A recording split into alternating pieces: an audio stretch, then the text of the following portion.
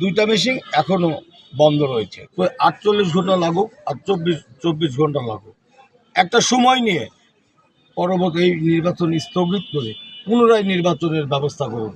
EVM এর কিছু ত্রুটি, ইভিএম এর বিকল হয়ে যাওয়া, এটা আসলে ভোটের গতিটা স্লোথ করে দিচ্ছে। এটা ভোটাররা প্রচণ্ডভাবে বিরক্ত হচ্ছে, ইভেন এমনকি কেউ কেউ ভোট কেন্দ্র থেকে ফেরতও যাচ্ছে। এটা খুবই একটা নেতিবাচক দিক। তাছাড়া সার্বিক পরিস্থিতি মোটামুটি স্বাভাবিক। কিছু কিছু সেন্টারে কিছু বিচ্ছিন্ন ঘটনা ঘটেছে, যেমন শিবরামপুর ভোট কেন্দ্রে আমার এজেন্টকে বের করে দেওয়া হয়েছে এবং আমার একজন কর্মীকে লাঞ্ছিত করা হয়েছে। তারপরে আপনার হচ্ছে চরঘোষপুর ভোট কেন্দ্রে দলবদ্ধ বেঁধে একসঙ্গে বুথের মধ্যে ঢুকে সেখানে ভোট দেওয়ার চেষ্টা চালানো হচ্ছে। এই ধরনের কিছু দু একটা জায়গায় অপ্রীতিকর ঘটনা ছাড়া সার্বিক পরিস্থিতি আমি মনে করি এ পর্যন্ত ভালো। নিরাশ হয়েছি, সবচেয়ে বেশি নিরাশ হয়েছি আমার নির্বাচনী যে এলাকাগুলি ছিল সেই এলাকাগুলি, বিশেষ করে আমার ভোটারগুলো 8টা সোয়াটটার মধ্যে একটি কেন্দ্রে দেখা গেছে প্রায় 2000 ভোটার নিয়ে আমরা একসঙ্গে ঢুকেছি, অথচ সেখানে মেশিন তো নষ্ট প্রায়গুলি অপারেটর নিয়ে এসে সারছেন। দুইটা মেশিন এখনও বন্ধ রয়েছে, যা এখন প্রায় 1টা বাজে। বিভিন্ন কারণে আমি তপবন স্কুল থেকে প্রশাসনের সঙ্গে কথা বলেছি, আমাদের পাবনা মাননীয় পুলিশ সুপার মহোদয়ের সঙ্গে কথা বলেছি। আমি ওনাকে পরামর্শ দিয়েছি, এইভাবে উপজেলা নির্বাচন সম্পন্ন হতে পারে না, এখানে একটি সূক্ষ্ম ষড়যন্ত্র রয়েছে। আমি মনে করি পারলে আমরা যে 5 জন উপজেলা চেয়ারম্যান পদপ্রার্থী রয়েছে তাদেরকে ডেকে নিয়ে 48 ঘন্টা লাগুক আর 24 ঘন্টা লাগুক, একটা সময় নিয়ে পরবর্তী এই নির্বাচন স্থগিত করে পুনরায় নির্বাচনের ব্যবস্থা করুন। Cinematic display, photography master, performance expert, NextG N9.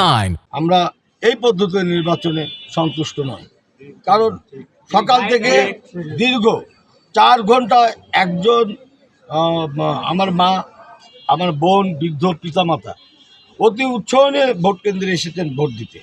তার 3 ঘন্টা দাঁড়ানোর পরে তার পায়ের অবস্থা কী হতে পারে আপনি নিজেই বুঝতে পারবেন। সেই ভোটারটি বাড়িতে চলে গেলে তাকে ফেরত নিয়ে আবার নিয়ে ভোট কেন্দ্রে আসা খুব কঠিন একটি ব্যাপার। তো আজকে আমরা খুব উৎসাহিত ছিলাম। পাবনার মানুষ প্রথমবারের মতো এই যে ইভিএম পদ্ধতি ভোট দেবে, সেখান থেকে আমরা খুব নিরাশ হয়েছি। তো আপনারাও দেখছেন সারা পাবনার 163টি ভোট কেন্দ্র, 163 কেন্দ্রেই ত্রুটিপূর্ণ ইভিএম রয়েছে, বেশি ত্রুটিপূর্ণ রয়েছে। আমার নির্বাচনী যে এলাকাগুলির কেন্দ্রগুলি রয়েছে সেই কেন্দ্রগুলিতে আমার কাছে মনে হয়েছে সবচেয়ে বেশি ত্রুটিপূর্ণ মেশিন সেখানে দেওয়া হয়েছে, যাতে আমার ভোট কাজটা খুবই কম হয়। এখন বেলা 1টা বাজে, আমরা পিঠে স্কুলে দাঁড়িয়ে আছি। এখানকার প্রত্যেকটা বুথ আপনাদের মাধ্যমে দেখাতে চাই, কোনো বুথে শুধুমাত্র 30টা, কোনো বুথে শুধুমাত্র 13টা, কোনো বুথে 40টা, 45টা, এইভাবে ভোট কাস্ট হয়েছে। যদি বেলা 8টায় শুরু হয়, এখন বেলা 1টা বাজে, প্রায় 5 ঘন্টা। 1 ঘন্টায়